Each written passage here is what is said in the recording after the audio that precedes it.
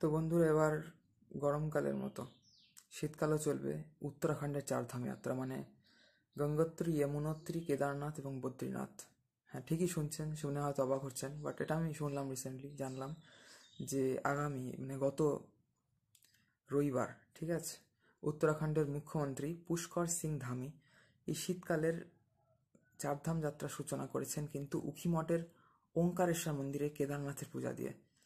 তো এটা অ্যাকচুয়ালি উত্তরাখণ্ডের পর্যটন যে অর্থনীতি এবং তাদের সেখানকার উত্তরাখণ্ডের মানুষের যে আয়, এই দিকটা কিন্তু চিন্তা করে হয়তো করেছেন। যদিও অনেক রাস্তা ব্লকেজ হয় বা অনেক ধস বাগেরা হতে পারে, তুষারপাত হতে পারে, কেদারনাথ ইত্যাদি জায়গায় কিন্তু তুষারপাত হচ্ছে ভালোই এখন রিসেন্ট টাইম একদম। তো যাই হোক, কেদারনাথ মন্দির কিন্তু তুষারে ঢেকে গিয়েছে একদম, যেমনটি হয়তো আপনারা জানেন বা দেখতে পাচ্ছেন বিভিন্ন সোশ্যাল মিডিয়া বা জায়গায়, বা যারা যাচ্ছে এমনকি তারাও তো একদম লাইভ দেখছে নিজেই। তো এই ব্যাপারগুলো যাই হোক, নতুন একটা আপডেট ছিল যে 6 মাস আগে চালু ছিল, এখন 6 মাস মন্দির হয়তো বন্ধ থাকবে, বাট মন্দির তো অবশ্যই বন্ধ থাকবে। যেমন অক্ষয় তৃতীয়ায় খোলে আর ভাইফোঁটায় বন্ধ হয়ে যায়, আর এর আশেপাশে হয় মোটামুটি তুষারপাত বা প্রাকৃতিক পরিস্থিতি পরিবেশের উপর ডিপেন্ড করে। তো এবার সারা বছরই যাত্রা করতে পারবে ভক্তরা, এই আর কি। মানুষ যাত্রা তো করতে চায় না, হয়তো এখন সময় আছে, কে কতদিন বেঁচে থাকবে তারও তো কোনো গ্যারেন্টি নেই, হয়তো পরের সময় হবে না, এখন সময় আছে, যাত্রা তো করাই যায়, ভগবান তো সর্বত্র আছে। তো বন্ধুরা, সবাইকে হরে কৃষ্ণ, রাধে রাধে, নিতাই গৌর সীতানাথ প্রেমানন্দে, হরি বল, হর হর মহাদেব, জয় বদ্রী বিশাল ভগবান কি জয় হো, রাধে রাধে। তো বন্ধুরা, কেমন আছেন সবাই? আশা করি সকলেই ভালো আছেন।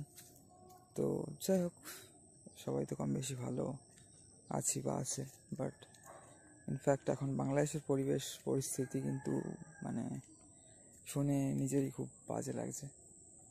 যাই হোক, আর কী বলবো, যে দেশকে স্বাধীন করলোই ধরতে গেলে ভারত, সেই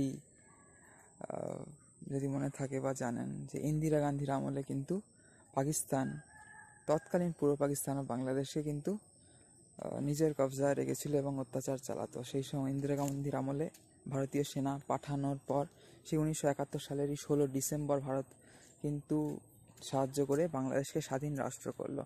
তার এখন কি অবস্থা? যাই হোক, আমি কোনো ধার্মিক বিষয় বলতে চাই না এখানে। যাই হোক, মানব ধর্মকে আমি বেশি প্রাধান্য দিই। তো মানুষের চেতনার এত অবনতি, যে এই অবস্থা সৃষ্টি হচ্ছে, সে মানে রাশিয়া ইউক্রেন ওয়ার হোক আর ইসরায়েল প্যালেস্টাইন ওয়ার হোক, বা যাই হোক, বা যত ইন্টারন্যাশনাল প্রবলেমসই হোক না কেন, যাই হোক বন্ধুরা, কিছু বলার নেই। পরশু দিনও শুনলাম ইসকন মন্দির জ্বালানো হয়েছে একটা। তো এই ধরনের কি অত্যাচার, কী ধরনের এগুলো ধার্মিক অত্যাচার প্লাস মানবিক অত্যাচার, যাই হোক, এগুলো শুনলেও খারাপ লাগে। আর মানে এগুলো যাদের সাথে ঘুরছে তারাই জানে যে কেমন পরিস্থিতির মধ্যে দিয়ে তারা যাচ্ছে। তো পরিস্থিতি ভালো হয়ে যাক এই কামনা করি, প্রার্থনা করি। সবাই ভালো থাকবেন সবাইকে বন্ধুরা। হরে কৃষ্ণ, রাধে রাধে, জয় জয় শ্রী রাধে শ্যাম, জয় জয় শ্রী सीताराम, जय जय श्री पार्वती महादेव, जय जगन्नाथ, जय श्री जगन्नाथ बलदेव सुभद्रा महारानी की जय, वृंदावन धाम की जय, नवद्वीप धाम की जय, पुरी धाम की जय, द्वारका धाम की जय, सर्वधाम की जय, भारत देश की जय। हरे कृष्ण, राधे राधे।